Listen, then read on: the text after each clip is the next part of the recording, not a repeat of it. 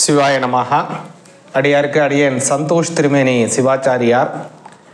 இப்போது நமது அன்பர்களுக்கு ஒரு முக்கியமான விஷயத்தை பற்றி சொல்ல வந்திருக்கேங்க. குறிப்பாக மேஷராசிக்காரங்களுக்கு உண்டான இந்த பதிவு இது. எதை பற்றியது அப்படின்னு பார்த்தீங்கன்னா, ஜூலை மாதம் 15ஆம் தேதி 2026 தமிழ் தேதி பார்த்திங்கன்னா ஆனி மாதம் 31ஆம் தேதி புதன்கிழமை.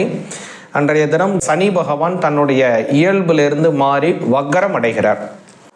எது வரைக்கும் இது வக்கரம் ஆகிறார் அப்படின்னு பார்த்தீங்க அப்படின்னா, நவம்பர் மாதம் 30ஆம் தேதி 2026 தமிழ் தேதி கார்த்திகை மாதம் 14ஆம் தேதி திங்கட்கிழமை இது வரைக்கும் அந்த வக்கரகதியிலே சனி பகவான் போறாருங்க. இந்த சனி பகவான் வக்கரத்தில் போகக்கூடிய காலத்தில் மேஷராசி ஆகிய உங்களுக்கு அவருடைய பலன்கள் கொஞ்சம் மாற்றி அவர் பலனை தருவார்.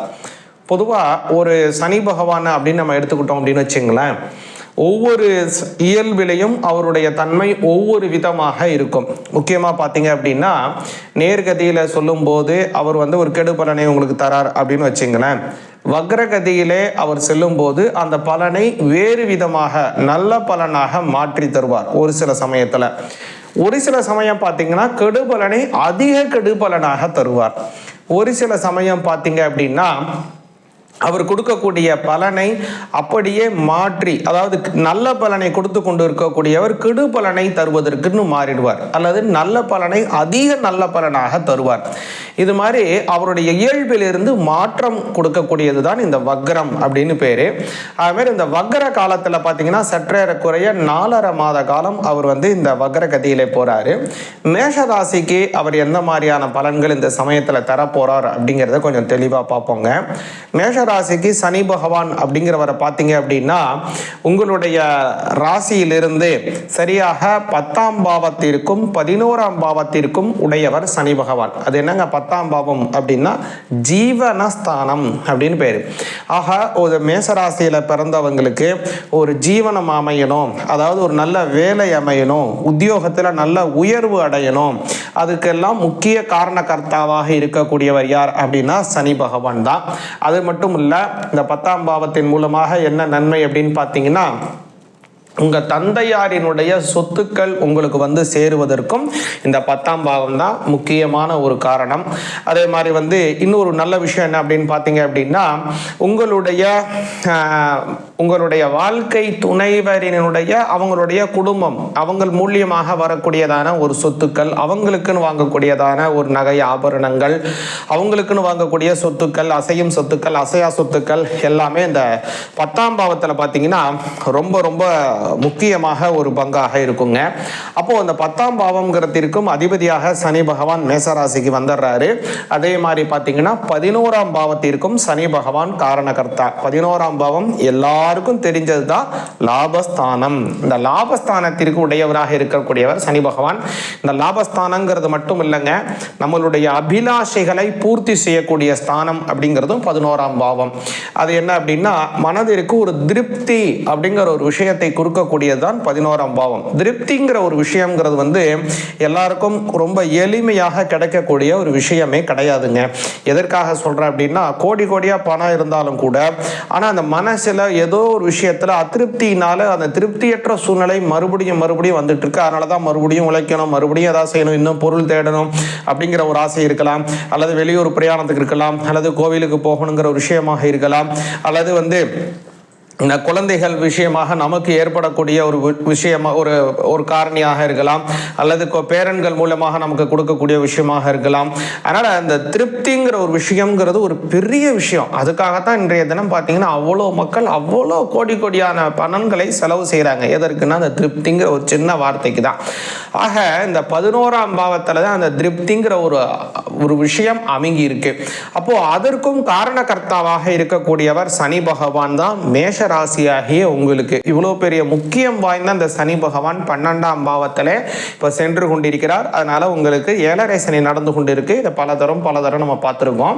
இதுல முக்கியமான விஷயம் என்னன்னு பார்த்தீங்கன்னா, இப்போ வக்ர காலம். இந்த வக்ர காலத்துல என்னங்க செய்வார் அப்படின்னா, இந்த 7.5 சனியிலே செல்லக்கூடிய அந்த சனி பகவான் தன் இயல்பிலே இருந்து மாறி அப்படியே பின்னோக்கி செல்லக்கூடிய அமைப்பில் மாறுவதனால அவருடைய பார்வைகள் அப்படிங்கிறது எப்போதும் 7ஆம் பார்வை 3 பார்வையும் அப்படியே தான் போயிட்டு இருக்கும். ஆனால் அந்த சமயத்தில் கொஞ்சம் விசேஷ பார்வையாக அந்த பார்வையை அவர் மாற்றுவார்.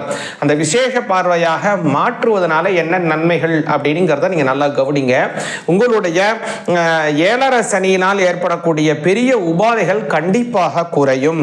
அதே போல தேவையற்ற செலவுகள் ஏற்பட்டு கொண்டிருந்தால் அந்த செலவுகள் கண்டிப்பாக குறையும். ஏன்னா 12ஆம் பாவத்தில் சனி வக்ரம் அடைகிறதுனால தேவையற்ற செலவுகள் குறையும்.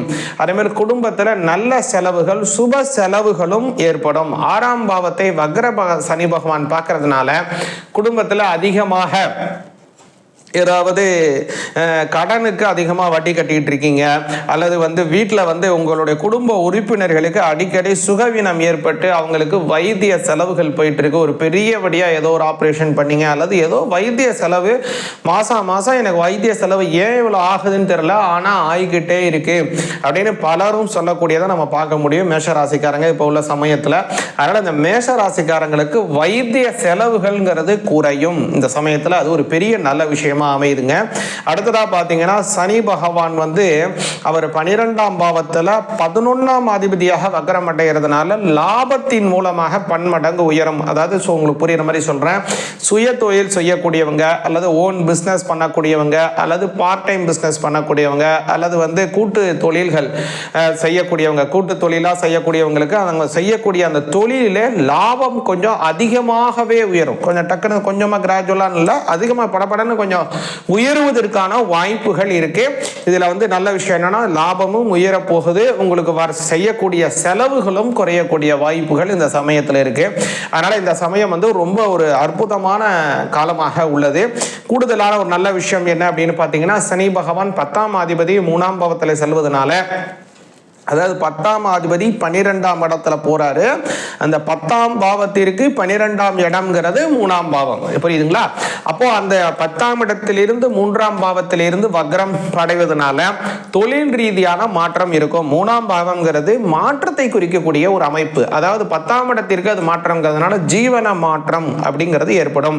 பலருக்கும் பார்த்தீங்கன்னா, அதாவது வேலை பிடிக்காம செஞ்சுட்டு இருக்காங்க, அல்லது பிடிச்ச வேலைக்கு போகணும்னு ஆசைப்படுறாங்க, அல்லது இதை விட ஒரு சம்பள உயர்வான ஒரு வேலைக்கு போகணும்னு ஆசைப்படுறவங்க, அல்லது உங்களுக்கு மனசு எதுல திருப்தி அடைதோ அந்த திருப்தியை நோக்கி நகரணும், அந்த வேலையை செய்யணும்னு நினைக்கக்கூடியவங்க, இந்த மாதிரியா இருக்கக்கூடிய மேசராசிக்காரங்களுக்கு இந்த சமயத்திலே வேலை மாற்றம் நல்லபடியா இருக்கும். அந்த வேலை மாற்றம்ங்கிறது அவங்களுக்கு மனசுக்கு ஒரு திருப்தியா இருக்கும். அதுதான் ரொம்ப முக்கியம். ஏன்னா இதன் மூலியமா 10 ரூபாய் கூட வரலாம், 10 ரூபாய் கம்மியா வரலாம், அதெல்லாம் அடுத்த விஷயம்.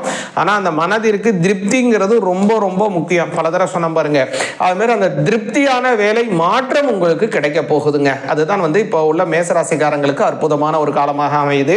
கூடுதலாக இந்த சமயத்தில் முருகப்பெருமானை வழிபாடு செய்யுங்க. குறிப்பாக கடற்கரை ஓரமாக இருக்கக்கூடிய முருகனை வழிபாடு செய்வது ரொம்ப சிறப்பு. இந்த அமைப்பில் பார்த்தீங்கன்னா திருச்செந்தூர் முருகப்பெருமான் ரொம்ப ஒரு அற்புதமான ஒரு கண்கண்ட தெய்வம். அதனால திருச்செந்தூர் போயிட்டு இந்த சமயத்தில் ஒரு தடவை திருச்செந்தூர் முருகனை தரிசனம் பண்ணிட்டு வாங்க. இந்த வக்ர காலம் சொன்ன பாருங்க, உங்களுக்கு ரொம்ப ரொம்ப நல்ல பலன் கிடைக்கும். சிவாய நமஹ.